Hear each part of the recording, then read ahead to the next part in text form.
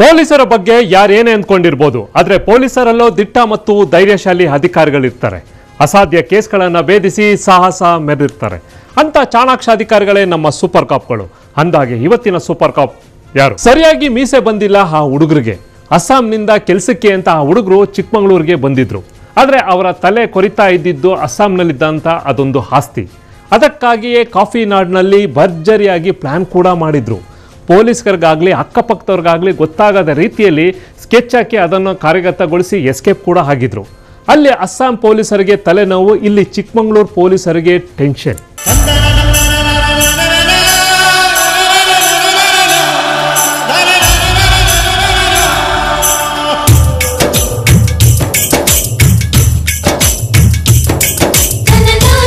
Chikkamagaluru coffee ಬೀಡು. ಸುಂದರ ಪ್ರಕೃತಿಯ ಒಡಲಲ್ಲಿರುವ ಚಿಕ್ಕಮಗಳೂರಿನ ಜನರು ಬಂದ ಅತಿಥಿಗಳನ್ನ ಸ್ವಾಗತಿಸೋದು ಲೋಟದ ತುಂಬಾ ಕಾಫಿ ಕೊಟ್ಟು. ಅಲ್ಲಿ ಬೈಟೋ ಕಾಫಿ ಕಾನ್ಸೆಪ್ಟೇ ಇಲ್ಲ. ಆ ಕಾನ್ಸೆಪ್ಟ್ ಏನಿದ್ರು ಅಲ್ಲಿಗೆ ವಿವಿಧ ರಾಜ್ಯಗಳಿಂದ ಕೆಲಸಕ್ಕೆ ಬರೋರದ್ದು. ಒಟ್ಟೊಟ್ಟಾಗಿ ಅಸ್ಸಾಂ ಸೇರಿದಂತೆ ಇತರ ರಾಜ್ಯಗಳಿಂದ ಬರೋ ಮಂದಿ ಕಾಫಿ ತೋಟದ ಸಾಲು ಮನೆಗಳಲ್ಲಿ ವಾಸವಾಗಿರ್ತಾರೆ. ಬೈಟೋ ಕಾಫಿ ಗೆಳೆಯರಂತೆ ಇರ್ತಾರೆ. ಅಂದ್ಹಾಗೆ ಕಳೆದ ಜುಲೈನಲ್ಲಿ ಹೀಗೆ ಕೆಲಸಕ್ಕೆ ಬಂದ ಗೆಳೆಯರು 4.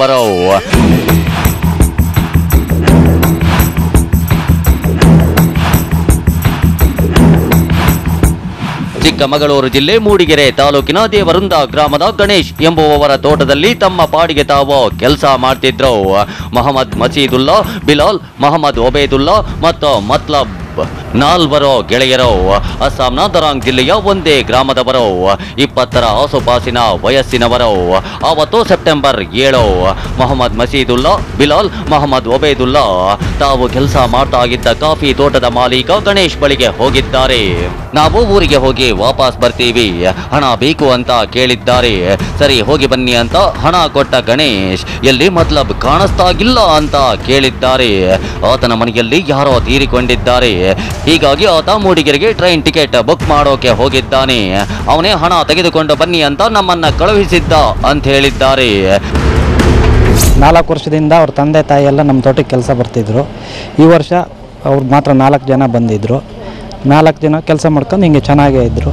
ಯಾವುದೇ ತೊಂದರೆ, ನಮಗೆ ಒಳ್ಳೆ ಕೆಲಸನೂ ಮಾಡಿಕೊಡ್ತಾ ಇದ್ರು. ಊರಿಗೆ ಹೋಗಿ ಬರ್ತೀವಿ ಅಂದರು. ಹೋಗಿ ಬನ್ನಿ ಅಂತಂದು. ಯಾವತ್ತು? 7ನೇ ತಾರೀಕಿಗೆ. 7ನೇ ತಾರೀಕು ಬೆಳಗ್ಗೆ ಭಯ್ಯ ನಾವು ಊರಿಗೆ ಹೋಗಬೇಕು, ಊರಿಗೆ ಹೋಗಿ ಬರ್ತೀವಿ. ಆಯಿತು ಹೋಗಿ ಬನ್ನಿ ಅಂತ. 3 ಜನ ಇದ್ದರು ಲೈನಲ್ಲಿ.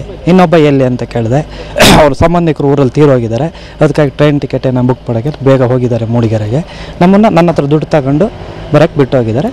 ಆಯಿತು ಅಂತ ನಾನು ದುಡ್ಡು ಕೊಟ್ಟು ಕಳಿಸಿದ್ದೆ. 7,000 ರೂಪಾಯಿ ದುಡ್ಡು ಕೊಟ್ಟು ಹೋಗಿ ಬನ್ನಿ ಅಂತ, ಹೋಗಿ ಬರ್ತೀವಿ ಅಂತ ಹೋಗಿದ್ದವರು. ಹೀಗೆ 4 ಅಸ್ಸಾಂನ ತಮ್ಮೂರಿಗೆ ಹೋಗಿದ್ದಾರೆ ಅಂತ ಈ ಕಾಫಿ ತೋಟದ ಮಾಲೀಕ ಅಂದುಕೊಂಡಿದ್ದಾರೆ. ಆದ್ರೆ ಅಲ್ಲಿ ಆಗಿದ್ದೇ ಬೇರೆ. ಹೋಗಿದ್ದು ಮಸೀದುಲ್ಲಾ, ಬಿಲಾಲ್, ಒಬೇದುಲ್ಲಾ ಮಾತ್ರ. ಮತ್ಲಬ್ ಎಲ್ಲಿದ್ದಾನೆ ಅನ್ನೋದೇ ಗೊತ್ತಿಲ್ಲ.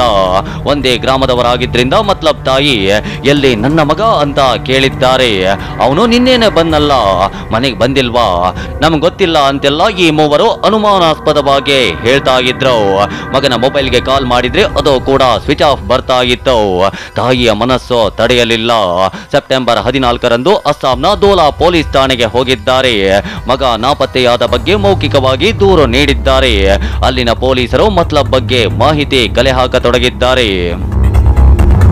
ಅಸ್ಸಾಂ ಪೊಲೀಸರು ಮತ್ಲಬ್ ಎಲ್ಲಿ ಅನ್ನೋದನ್ನ ಪತ್ತೆ ಹಚ್ಚೋದಕ್ಕೆ ಮುಂದಾಗ್ತಾರೆ. ಚಿಕ್ಕಮಗಳೂರಿನ ಕಾಫಿ ತೋಟಗಳಿಗೆ ಕೆಲಸಕ್ಕೆ ಅಂತ ಕಳಿಸ್ಕೊಡೋ ಸಲಾಂ ಅನ್ನೋ ಮೇಸ್ತ್ರಿಯನ್ನ ಸಂಪರ್ಕ ಸಹ ಮಾಡ್ತಾರೆ. ಸಲಾಂ ಈ ಕಡೆ ಕಾಫಿ ತೋಟದ ಮಾಲೀಕ ಗಣೇಶನನ್ನ ಸಂಪರ್ಕ ಕೂಡ ಮಾಡ್ತಾರೆ. ಕೊನೆಗೆ ಗಣೇಶ್ ತಮಗೆ ಗೊತ್ತಿರೋ ಮಾಹಿತಿಯನ್ನೆಲ್ಲ ಹೇಳ್ತಾರೆ. ಕೊನೆಗೆ ಅಸ್ಸಾಂ ಪೊಲೀಸರು ಸಂಪರ್ಕ ಮಾಡೋದು ಚಿಕ್ಕಮಗಳೂರು SP ಅಣ್ಣಾಮಲೈ ಅವರನ್ನ. ಮತ್ಲಬ್ 7ನೇ ತಾರೀಕಿನಂದೇ ಊರಿಗೆ ಹೋಗಿದ್ದಾನೆ. ಎಲ್ಲಿಗೆ ಹೋಗಿದ್ದಾನೋ ಗೊತ್ತಿಲ್ಲ ಅನ್ನೋ ಉತ್ತರ ಸಿಗ್ತಾ ಇದ್ದಂತೆ ಅಸ್ಸಾಂ ಪೊಲೀಸರು ಚಿಕ್ಕಮಗಳೂರು SP ಅಣ್ಣಾಮಲೈ ಅವರನ್ನ ಸಂಪರ್ಕಿಸಿದ್ದಾರೆ. ಚಿಕ್ಕಮಗಳೂರಿಗೆ ಕೆಲಸಕ್ಕೆ ಅಂತ ಬಂದಿದ್ದ ಮತ್ಲಬ್ ನಿಗೂಢವಾಗಿ ಕಾಣೆಯಾಗಿದ್ದಾಗಿ ತಿಳಿಸಿದ್ದಾರೆ. ತಕ್ಷಣ SP ಅಣ್ಣಾಮಲೈ ಮೂಡಿಗೆರೆ CPI ಜಗದೀಶ್ ಅವರಿಗೆ ಈ ಮಾಹಿತಿ ತಲುಪಿಸುತ್ತಾರೆ. CPI ಜಗದೀಶ್ ಗೋಣಿಬೀಡು PSI ರಾಕೇಶ್ ಅವರಿಗೆ ಈ ಬಗ್ಗೆ ತನಿಖೆ ನಡೆಸಲು ಆದೇಶ ನೀಡಿದ್ದಾರೆ.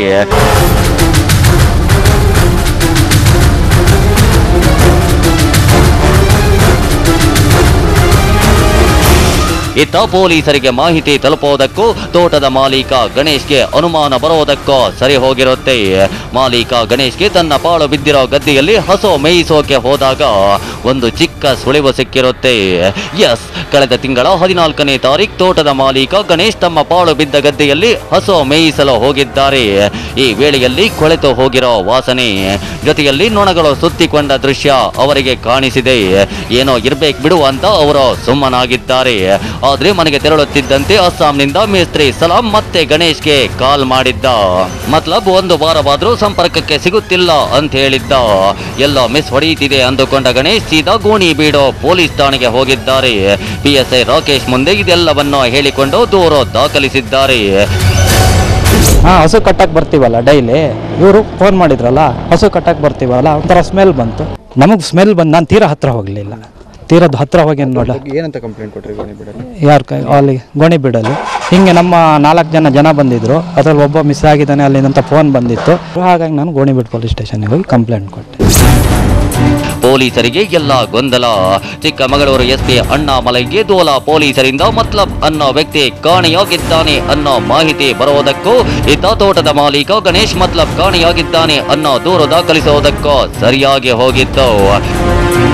7/9/2018 ನಮ್ಮ ಗೋಣಿಬೀಡು ಏರಿಯಾದಲ್ಲಿರುವ ಪ್ರೈವೇಟ್ ಪ್ಲಾಂಟೇಶನ್ ಓನರ್ ಒಬ್ಬರು ಪೊಲೀಸ್ ಸ್ಟೇಷನ್ ಬಂದು ಕಂಪ್ಲೇಂಟ್ ಕೊಡ್ತಾ ಇದ್ದಾರೆ. ಈ ಥರ ನನ್ನಲ್ಲಿ 4 ಜನ ಕೆಲಸಕ್ಕೆ ಬಂದಿದ್ದಾರೆ. ಅಸ್ಸಾಂನಲ್ಲಿ ದರಾಂಗ್ ಡಿಸ್ಟಿಕ್ ಒಂದು ಓಜಾನ್ ಒಂದು ಗ್ರಾಮಲ್ಲಿ ಬಂದಿದ್ದಾರೆ 4 ಜನ. 3 ಜನ ರಿಲೇಟಿವ್ ಫ್ಯೂನರಲ್ ಹೇಳ್ಬಿಟ್ಟು ಅಸ್ಸಾಂ ಹೋಗಿದ್ದಾರೆ, ಒಬ್ಬ ಮಾತ್ರ ಹೋಗಿಲ್ಲ. ಯಾರು ಹೋಗಿಲ್ವೋ ಅವ್ರ ತಂದೆ ತಾಯಿ ನನಗೆ ಫೋನ್ ಮಾಡಿ ಹೇಳ್ತಾ ಇದ್ದಾರೆ ಹುಡುಗ ಎಲ್ಲಿನೋ. ಆ ಹುಡುಗ ಇಲ್ಲಿ ಸರ್ಚ್ ಮಾಡ್ತಾ ಇದ್ದೀನಿ, ಹುಡುಗ ಇಲ್ಲಾನು.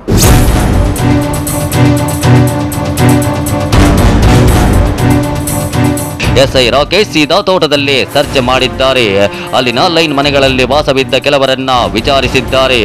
CPI ಜಗದೀಶ್ ಅವರಿಗೆ ಸಾಥ್ ನೀಡಿದ್ದಾರೆ. ಪ್ರಿಯ ವೀಕ್ಷಕರೇ, ಅದಾಗ್ಲೇ ಪೊಲೀಸರಿಗೆ ಮೊದಲ ಬದುಕಿಲ್ಲ ಅನ್ನೋ ಡೌಟ್ ಬಂದಿತ್ತು. ಆತನ ಗೆಳೆಯರು ಭರ್ಜರಿ ನಾಟಕ ಮಾಡ್ತಾ ಇದ್ದಾರೆ ಅಂತ ಅನಿಸುತ್ತಿತ್ತು. ಮೂಡಿಗೆರೆ CPI ಜಗದೀಶ್ ತಕ್ಷಣ ಅಸ್ಸಾಂನ ದೋಲಾ ಪೊಲೀಸರಿಗೆ ಕರೆ ಮಾಡಿ 3 ಆರೋಪಿಗಳ ಬಗ್ಗೆ ವಿಚಾರಿಸಿದ್ದಾರೆ. ಅವರು ಅಲ್ಲಿಯೇ ಇರೋ ಮಾಹಿತಿ ಸಿಕ್ಕಿದೆ. ಅಲ್ಲಿ ಆ 3 ಮತ್ಲಬ್ ನಿನ್ನೇನೆ ಊರಿಗೆ ಹೊರಟಿದ್ದ, ಎಲ್ಲಿಗೆ ಹೋದ ಅಂತ ಹೇಳ್ಕೊಂಡು ತಿರುಗಾಡ್ತಿದ್ರು. ಇಲ್ಲಿ ನೋಡಿದ್ರೆ ತೋಟದ ಮಾಲೀಕನಿಗೆ ಎಲ್ಲರೂ ಒಟ್ಟಿಗೆ ಊರಿಗೆ ಹೊರಟಿದ್ದೀವಿ ಅಂತ ಹೇಳಿದ್ರು. ಕೊಲೆ ಮಾಡಿ ನಾಟಕ ಮಾಡ್ತಾ ಇರಬೇಕು ಅಂದುಕೊಂಡ ಪೊಲೀಸರು ಆ 3ರನ್ನು ಹೆಡೆಮುರಿ ಕಟ್ಟಿ ಹಿಡಿದು ತರಲು ಹೊರಟಿದ್ದಾರೆ. SI ರಾಕೇಶ್ ಮತ್ತವರ ತಂಡ ಅಸ್ಸಾಂ ವಿಮಾನವೇರಿದೆ.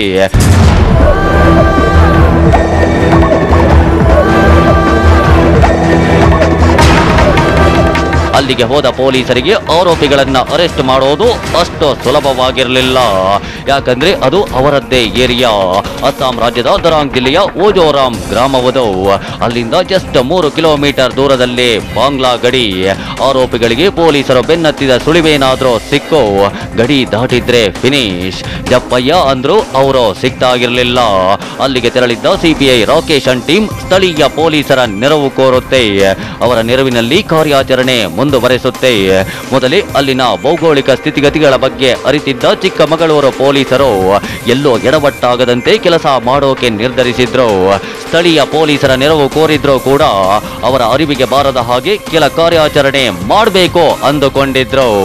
ಪ್ರಿಯ ವೀಕ್ಷಕರೇ, ಆ ಏರಿಯಾದಲ್ಲಿ ಹೆಚ್ಚಾಗಿ ವಾಸ ಮಾಡೋದು ಬುಡಕಟ್ಟು ಜನಾಂಗದವರು. ಹೇಳಿ ಕೇಳಿ ಅವರು ಕಾಡಲ್ಲೇ ಇರೋರು. ಥೇಟ್ ಕಾಡು ಮನುಷ್ಯರ ರೀತಿಯಲ್ಲಿಯೇ ಇರ್ತಾಗಿದ್ರು. ಇದೇ ಪೊಲೀಸರಿಗೆ ದೊಡ್ಡ ಸಮಸ್ಯೆಯಾಗಿತ್ತು. ತಮ್ಮ ಹುಡುಗರನ್ನ ಹಿಡಿಯಲು ಪೊಲೀಸರು ಬಂದಿದ್ದಾರೆ ಅಂತ ಗೊತ್ತಾಗ್ತಿದ್ದಂತೆ ಅಲ್ಲಿನ ಜನರು ಕೋಪಗೊಳ್ಳೋ ಸಾಧ್ಯತೆ ಇತ್ತು. ಹೀಗಾಗಿಯೇ ಪೊಲೀಸರು ಒಂದು ಐಡಿಯಾ ಮಾಡಿದ್ದಾರೆ. ಅದು ಕಾಡು ಮನುಷ್ಯರ ವೇಷ.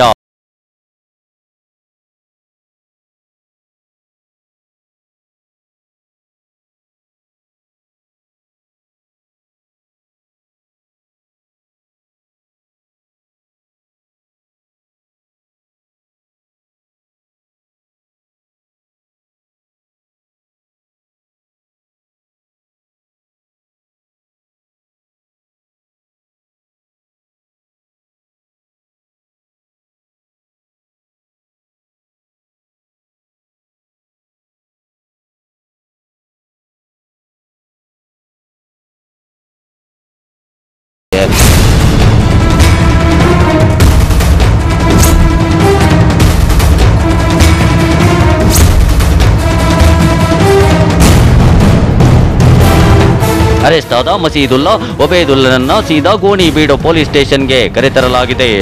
ಚಿಕ್ಕಮಗಳೂರು ಪೊಲೀಸರ ವಿಚಾರಣೆ ವೇಳೆ ಸೆರೆ ಸಿಕ್ಕ ಇಬ್ಬರು ಮತ್ಲಬ್ ಕೊಲೆಯಾಗಿದ್ದಾನೆ ಅಂತ ಹೇಳಿದ್ದಾರೆ.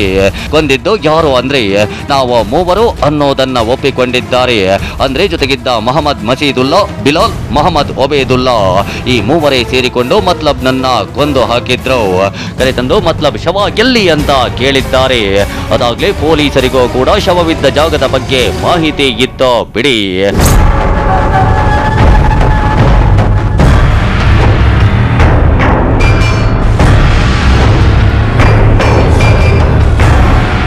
ಸೆರೆ ಸಿಕ್ಕ ಪಾಪಿಗಳಿಬ್ರು ತಾವು ಕೆಲಸಕ್ಕಿದ್ದ ತೋಟದ ಬಳಿಗೆ ಪೊಲೀಸರನ್ನ ಕರೆದೊಯ್ದಿದ್ದಾರೆ. ಅಷ್ಟಕ್ಕೂ ಪೊಲೀಸರೊಂದಿಗೆ ಕೊಲೆಯಾಗಿದ್ದ ಮತ್ಲಬ್ನ ಪೋಷಕರು, ಸಂಬಂಧಿಕರು ಬಂದಿದ್ರು. ಅವರನ್ನು ಸ್ಥಳಕ್ಕೆ ಕರೆದೊಯ್ಯಲಾಗಿದೆ. ಮತ್ಲಬ್ನನ್ನ ಕೊಂದು ಹಾಕಿದ್ದ ಮೂವರು ಕಿರಾತಕರು ತೋಟದ ಅದೊಂದು ಪ್ರದೇಶದಲ್ಲಿ ಶವವನ್ನ ಹೂತಾಕಿದ್ರು. 6 ಅಡಿ ಆಳದ ಗುಂಡಿಯನ್ನ ತೋಡಿ ಹೆಣ ಹೂತಾಕಿ ಅದರ ಮೇಲೊಂದು ಗಿಡ ನೆಟ್ಟು ಊರಿಗೆ ಎಸ್ಕೇಪ್ ಆಗಿದ್ರು. ಪೊಲೀಸರು ಆ ಶವವನ್ನ ಹೊರತೆಗೆಯೋ ಕೆಲಸ ಆರಂಭಿಸಿದ್ದಾರೆ.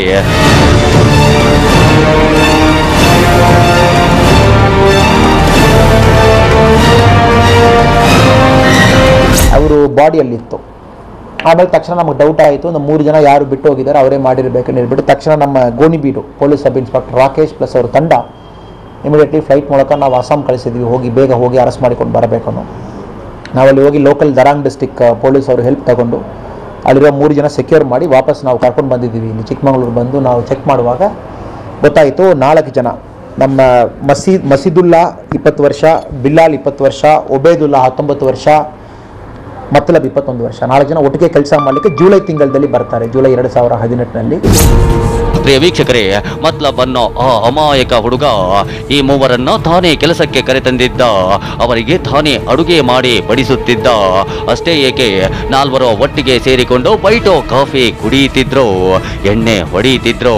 ಆದ್ರೆ ಗೆಳೆಯರೇ ಸೇರಿಕೊಂಡು ಗೆಳೆಯನನ್ನ ಕೊಂದಿದ್ಯಾಕೆ, ಹೇಗೆ, ಈ ಪ್ರಶ್ನೆ ಪೊಲೀಸರನ್ನ ಕಾಡತೊಡಗುತ್ತೆ. ಅದರ ಜೊತೆಗೆ ಮತ್ಲಬ್ ಶವವಾಗಿದ್ದಕ್ಕೆ ಕಾರಣವೇನು ಅನ್ನೋದನ್ನು ಕೆದಕತೊಡಗಿದ್ದಾರೆ. ಪೊಲೀಸರಿಗೆ ಗೊತ್ತಾಗಿದ್ದೊಂದು ಭೀಕರ ಸತ್ಯ, ಖುದ್ದು ತೋಟದ ಮಾಲೀಕನೇ ನಂಬಲಾಗದ ಸತ್ಯ.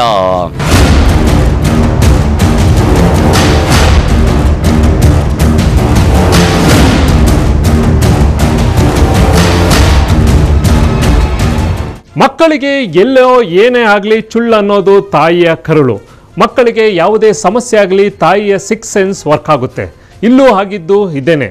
ಸೂಪರ್ ಕಾಪ್ ಮುಂದುವರ್ತೀವಿ ಸಣ್ಣ ಬ್ರೇಕ್ನ ನಂತರ. ಚಿಕ್ಕಮಗಳೂರಿನಿಂದ ಅಸ್ಸಾಂಗೆ ಹೋಗಿದ್ದ ಆ ಪಾಪಿಗಳು ತಮ್ಮೂರಿನಿಂದ 6 ಕಿಲೋಮೀಟರ್ ದೂರದಲ್ಲಿರುವಂಥ ಬಾಂಗ್ಲಾ ಗಡಿ ದಾಟಲು ಮುಂದಾಗಿರ್ತಾರೆ.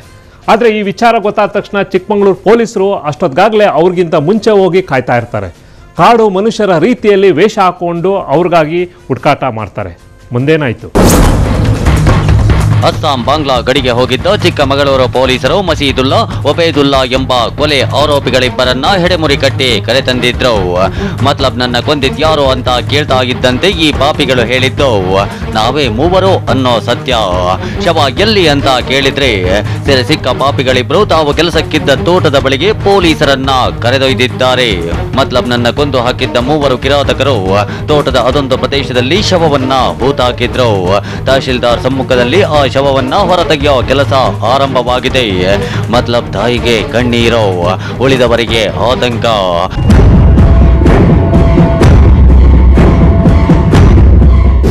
ದೇವನದಲ್ಲಿ ಯಾರೋ ಒಬ್ಬ ವ್ಯಕ್ತಿಯನ್ನು ಮರ್ಡರ್ ಮಾಡಿ ಬೈಡ್ ಮಾಡಿದ್ದಾರೆ ಅಂತ ಒಂದು ಪೊಲೀಸ್ ಗುಮಾನಿ ಬಂತು. ಆ ಕೇಸ್ನ ವಿಚಾರ ಎಲ್ಲ ಪೊಲೀಸ್ಗೆ ವಿವರವಾಗಿ ತಿಳಿದಿದೆ.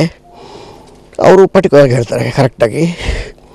ಇವತ್ತು ನ್ಯಾಯಾಲಯದ ಆದೇಶ ಎಲ್ಲ ಸಂಪೂರ್ಣ ಕಾರ್ಯವಿಧಾನಗಳನ್ನು ಸಂವಿಧಾನದ ಚೌಕಟ್ಟಲ್ಲಿ ಎಲ್ಲ ಪೂರೈಸಿಕೊಂಡು ನಮ್ಮ ಇಲಾಖೆ ಮತ್ತು ಪೊಲೀಸ್ ಇಲಾಖೆ ಹಾಗೂ ಮಾನ್ಯ ಉಪವಿಭಾಗಾಧಿಕಾರಿಯವರು ಚಿಕ್ಕಮಗಳೂರು ಇವರ ಸಹಭಾಗಿತ್ವದಲ್ಲಿ ಮೃತರಾದ ವ್ಯಕ್ತಿಯ ಶವ ಪರೀಕ್ಷೆಯನ್ನು ಮಾಡಿ ಅದು ಮೃತ ಆಗೋದಕ್ಕೆ ಏನು ಕಾರಣ ಅಂತ ಕಂಡುಹಿಡಲಿಕ್ಕೆ ವೈಜ್ಞಾನಿಕ ಪರೀಕ್ಷೆಗೆ ದೇಹದ ಅಂಗಗಳನ್ನು ಕಳಿಸ್ತಾ ಇದ್ದೀವಿ.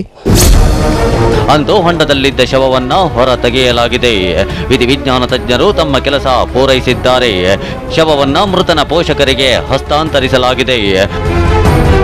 ಅಡುಗೆ ಮಾಡಿ ಊಟ ಮಾಡೋದೇನು, ಬೈಟು ಕಾಫಿ ಕುಡಿಯೋದೇನು, ಜೊತೆಯಲ್ಲಿ ಕೂತ್ಕೊಂಡು ಎಣ್ಣೆ ಪಾರ್ಟಿ ಮಾಡೋದೇನು, ಅಬ್ಬಾ ಸ್ನೇಹ ಅಂದರೆ ಈ ರೀತಿ ಇರಬೇಕಪ್ಪ ಅನ್ನೋ ರೇಂಜ್ನಲ್ಲಿತ್ತು ಆ ನಾಲ್ವರ ಸ್ನೇಹ. ಆದರೂ ಸಂಬಳ ವಿಚಾರವಾಗಿ ಪ್ರತಿದಿನ ಗಲಾಟೆ. ಮಿಗಿಲಾಗಿ ಅಸ್ಸಾಂನಲ್ಲಿದ್ದಂತಹ ಅದೊಂದು ಆಸ್ತಿ ವಿಚಾರವಾಗಿ ಆ ಮೂವರು ಸ್ನೇಹಿತರು ಮೃಗಗಳನ್ನಾಗಿ ಮಾಡಿಸ್ಬಿಡ್ತು. ಆವತ್ತು ಸೆಪ್ಟೆಂಬರ್ 6ನೇ ತಾರೀಕು ಸಂಜೆ 4 ಗಂಟೆ ಸಮಯ. ಕಾಫಿ ತೋಟದಲ್ಲಿ ಕೆಲಸ ಮಾಡ್ತಿದ್ದ ಮೊಹಮ್ಮದ್ ಮಸೀದುಲ್ಲಾ, ಬಿಲಾಲ್, ಮೊಹಮ್ಮದ್ ಒಬೇದುಲ್ಲಾ ಮತ್ತು ಮತ್ಲಬ್ ನಡುವೆ ಜಗಳ ಶುರುವಾಗುತ್ತೆ. ಬಹುಶಃ ಎಲ್ಲರೂ ಕುಡಿದಿದ್ರೋ ಏನೋ. ಅಸ್ಸಾಂ ರಾಜ್ಯದ ತಮ್ಮೂರಿನಲ್ಲಿರೋ 3 ಎಕರೆ ಆಸ್ತಿಯನ್ನ ನೀನು ನನ್ನ ಹೆಸರಿಗೆ ಮಾಡು ಅಂತ ಹೇಳಿದ ಮೂವರು ಪಾಪಿಗಳು ಮತ್ಲಬ್ಗೆ ಧಮ್ಕಿ ಹಾಕತೊಡಗಿದ್ರು. ಆಸ್ತಿ ನಮ್ಮ ಹೆಸರಿಗೆ ಮಾಡದೇ ಇದ್ರೆ ನಿನ್ನನ್ನ ಕೊಲ್ಲೋದಾಗಿ ಬೆದರಿಕೆ ಹಾಕಿದ್ರು. ಆದ್ರೆ ಮತ್ಲಬ್ ಮಾತ್ರ ನನಗೆ 3 ತಂಗಿಯರಿದ್ದಾರೆ, ಒಬ್ಬ ತಮ್ಮ ಇದ್ದಾನೆ, ಅವರಿಗೆ ಬಿಟ್ಟು ನಿಮ್ಗೆ ನಾನೇಕೆ ಆಸ್ತಿ ಬರೆದು ಕೊಡ್ಬೇಕು ಅಂತ ರೇಗಿದ್ದಾನೆ. ಅಷ್ಟೇ ಸಿಟ್ಟಿಗೆದ್ದ ಮೂವರು ದೊಣ್ಣೆ ಹುಲ್ಲು ಕೆತ್ತಲು ಬಳಸುವ ಚಲಕೆಯನ್ನ ತೆಗೆದುಕೊಂಡು ಮತ್ಲಬ್ ತಲೆಗೆ ಬಲವಾಗಿ ಹೊಡೆದಿದ್ದಾರೆ. ಹೊಡೆದೇಟಿಗೆ ಮತ್ಲಬ್ ಸತ್ತೇ ಹೋಗಿದ್ದಾನೆ. ಕೊಲೆ ಮಾಡಿದ ಬಳಿಕ ಮೂವರಿಗೂ ದಿಕ್ಕೆ ತೋಚೋದಿಲ್ಲ. ಮೂವರು ಮಾತಾಡಿಕೊಳ್ತಾರೆ. ನೀನು ತೋಟದ ಗೇಟ್ ಬಳಿ ನಿಲ್ಲೋ, ಯಾರಾದ್ರೂ ಬರ್ತಾರ ನೋಡ್ತಿರುವಂತ ಬಿಲಾಲ್ಗೆ ಹೇಳಿ. ಉಳಿದಿಬ್ಬರು ಕಾಫಿ ತೋಟದ ಅಂಚಿನಲ್ಲಿ 6 ಅಡಿ ಆಳದ ಗುಂಡಿ ತೆಗೆದಿದ್ದಾರೆ. ಸ್ವಲ್ಪ ಕತ್ತಲಾಗ್ತಿದ್ದಂತೆ ಅದರೊಳಗೆ ಮತ್ಲಬ್ ದೇಹವನ್ನ ಹಾಕಿ ಮುಚ್ಚಿದ್ದಾರೆ. ನಂತರ ಅದರ ಮೇಲೊಂದು ಗಿಡ ನೆಟ್ಟಿದ್ದಾರೆ. ಗೊತ್ತೇ ಇಲ್ಲದಂತೆ ಬಂದು ತೋಟದ ಪಕ್ಕದಲ್ಲೇ ಇದ್ದ ಮನೆ ಸೇರಿಕೊಳ್ತಾರೆ. ನಂತರ ನಾವಿಲ್ಲೇ ಇದ್ರೆ ಸರಿ ಇರೋದಿಲ್ಲ, ಕೆಲಸ ಕೆಡುತ್ತೆ ಅಂತ ಭರ್ಜರಿ ನಾಟಕವಾಡಿ ಅಸ್ಸಾಂ ಸೇರಿಕೊಂಡಿದ್ದಾರೆ. ಅದರಲ್ಲಿ ಎಲ್ಲರೂ ಸ್ವಲ್ಪ ಕುಡಿತಾರೆ. ಅವರೊಳಗಡೆ ಸ್ವಲ್ಪ ಸಂಪಾದನೆ ಮಾಡಿದ ಮೇಲೆ ಎಷ್ಟು ಶೇರ್ ಯಾರು ಕೊಡಬೇಕು ಅದರಲ್ಲಿ ಗಲಾಟ ಆಗ್ತದೆ. ಒಂದಿನ ಗಲಾಟ ಮಾಡಿಕೊಂಡು ರಿಮೈನಿಂಗ್ 3 ಜನ ಒಂದು ಪಿಕ್ ಆಕ್ಸ್ ಒಂದು ತಗೊಂಡು ಬಂದು ಮತ್ಲಬ್ ತಲೆ ಕೊಡ್ತಾರೆ. ಮತ್ಲಬ್ ಅಲ್ಲೇ ತೀರಿ ಹೋಗ್ತಾನೆ. ಸೊ ನೈಸ್ ಆಗಿ ತಗೊಂಡು ಹೋಗಿ ಬ್ಯಾಕ್ ಸೈಡ್ನಲ್ಲಿ ಒಂದು ಗುಂಡಿ ಮಾಡಿ ಮತ್ಲಬ್ ಒಳಗಡೆ ಹಾಕಿಬಿಟ್ಟು 3 ಜನ ಎಸ್ಕೇಪ್ ಆಗಿ ಅಸ್ಸಾಂಗೆ ಹೋಗ್ತಾರೆ. ಆದ್ರದು ಜೌಗು ನೆಲವಾಗಿದ್ದ ಕಾರಣ ವಾಸನೆ ಬರತೊಡಗಿತ್ತು. ಅಲ್ಲಿ ನೊಣಗಳು ಮುತ್ತಿಕೊಂಡಿದ್ವು. ಚಿಕ್ಕಮಗಳೂರಿನ ಪೊಲೀಸರಿಗೆ ನಿಜಕ್ಕೂ ಶಹಬ್ಬಾಸ್ ಹೇಳಲೇಬೇಕು ಕಣ್ರಿ. ಕೇವಲ 3 ದಿನಗಳಲ್ಲಿ ಪೊಲೀಸರು ಆರೋಪಿಗಳನ್ನ ಅರೆಸ್ಟ್ ಮಾಡಿದ್ದಾರೆ. ಇನ್ನೊಬ್ಬ ಸಿಗಬೇಕಿದ್ದು ಆತನ ಬಂಧನಕ್ಕೆ ಜಾಲ ಬೀಸಲಾಗಿದೆ. ಆಫ್ಲೇಟ್ ಏನಾಗ್ತಾ ಇದೆ, ಚಿಕ್ಕಮಗಳೂರು ಸ್ವಲ್ಪ ವಿಚಿತ್ರ. ಬಿಕಾಸ್ ನಮ್ಮಲ್ಲಿ ಕೆಲವು ಪ್ಲಾಂಟೇಶನ್ ಲೇಬರರ್ಸ್ ಬಂದು ಬೇರೆ ಬೇರೆ ಪಾರ್ಟ್ಸ್ ಆಫ್ ಇಂಡಿಯಾದಲ್ಲಿ ಇರ್ತಾರೆ. ಸೊ ನಮಗೂ ಡೌಟು ಬರಲ್ಲ. ಬಿಕಾಸ್ ಅವ್ರು ಏನು ಮಾಡ್ತಾರೆ, ಎಲ್ಲ ಸ್ಟೇಷನಲ್ಲಿ ರೆಕಾರ್ಡ್ಸ್ ಇದೆ. ಅನ್ಲೆಸ್ ದಿ ಪ್ಲಾಂಟೇಶನ್ ಓನರ್ ನಮ್ಮಲ್ಲಿ ಹೇಳ್ಬೋದು, ಸರ್ ಈ ಥರ ಯಾರೊಬ್ಬರು ಮಿಸ್ ಆಗಿದ್ದಾರೆ ನಾವು ಹುಡುಕ್ಬೋದು. ಬಟ್ ಈ ಕೇಸ್ನಲ್ಲಿ ಮಿಸ್ ಆಗಿ 10-15 ದಿವಸ ಆದಮೇಲೆ ಪೊಲೀಸ್ ಸ್ಟೇಷನ್ಗೆ ಬರ್ತಾರೆ. ಯಾಕೆ ಬರ್ತಾರನ್ನ, ಮಿಸ್ ಆಗಿರೋ ತಂದೆ ತಾಯಿ ಪ್ಲಾಂಟೇಶನ್ ಓನರ್ ಜೊತೆಗೆ ಜಗಳ ಮಾಡ್ತಾರೆ, ಮಗ ಎಲ್ಲಿ ಹೋಗಿದ್ದಾನೇನು. ಸೊ ಆಮೇಲೆ 15 ದಿವಸ ಆದಮೇಲೆ ಬಾಡಿ ತಾವು ಎಕ್ಸ್ಕ್ಯೂಮ್ ಮಾಡಿ DNA ತಗೊಂಡು ಅದನ್ನು ತಾವು ಅನಲೈಸಿಸ್ ಮಾಡಿ ಕ್ರೈಮ್ ಎಸ್ಟಾಬ್ಲಿಷ್ ಮಾಡ್ತೀರಿ. ಇದು ಸ್ವಲ್ಪ ಪೆಕ್ಯುಲರ್ ಕೇಸೇ ಅದು. Because almost 1 end of India ಅಲ್ಲೊಂದು ಇನ್ನೊಂದು ಎಂಡ್ ಆಫ್ ಇಂಡಿಯಾ ಹೋಗಬೇಕು. ಇದು ಆ್ಯಕ್ಚುಲಿ ಬಾಂಗ್ಲಾದೇಶ್ ಬಾರ್ಡರ್ ಕೂಡ, ಇದು ದರಾಂಗ್ ಡಿಸ್ಟಿಕ್ಕು. ನಮ್ಮ ಲೋಕಲ್ ಪೊಲೀಸ್ ಭಾಳ ಅಲ್ಲಿ ತೊಂದರೆ ಕೂಡ ಆಗಿತ್ತು. ಅಲ್ಲಿ ಹೋಗಿ ಅವರು ಸೆಕ್ಯೂರ್ ಮಾಡಿ ಅಂದರೆ ವಿಲೇಜ್ ಫುಲ್ ಇವರು ಕಮ್ಯುನಿಟಿ ಡಾಮಿನೇಷನ್ ಅದು ಅದರಲ್ಲಿ ಇருந்து ಸೆಕ್ಯೂರ್ ಮಾಡಿ ಇಟ್ಕೊಂಡು ಬರೋದು ಭಾಳ ಕಷ್ಟ ಇತ್ತು. ಬಟ್ ಎಸ್ ಇದು ಒಂಥರ ಬಟ್ CRPC ಇದ್ದರೆ ತಮಗೆ ಅಷ್ಟು ಪವರ್ಸ್ ಇದೆ ಇಂಡಿಯಾದಲ್ಲಿ, ಎಲ್ಲಿ ಬೇಕಾದ್ರೂ ಹೋಗಿ ತಾವು ಅರೆಸ್ಟ್ ಮಾಡಿಕೊಂಡು ಬರಬಹುದು. But it's very challenging case. ನಮ್ಮ ಲೋಕಲ್ PSI ಪ್ಲಸ್ CPI ಅವರಿಬ್ಬರು ಮಾಡ್ತಾ ಇದ್ದಾರೆ.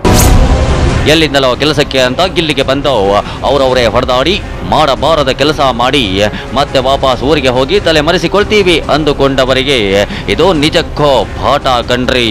ಎಲ್ಲಿಗೆ ಹೋದ್ರೂ ಪೊಲೀಸರು ಬಿಡೋದಿಲ್ಲ ಅನ್ನೋದಕ್ಕೆ ಮತ್ತೊಂದು ಎಕ್ಸಾಂಪಲ್ ಇದು. Mudigere CPI Jagadish, Gonibeedu PSI Rakesh and team ಕೆಲಸಕ್ಕೆ ಚಿಕ್ಕಮಗಳೂರು SP ಅಣ್ಣಾಮಲೈ ಮೆಚ್ಚುಗೆ ವ್ಯಕ್ತಪಡಿಸಿದ್ದಾರೆ.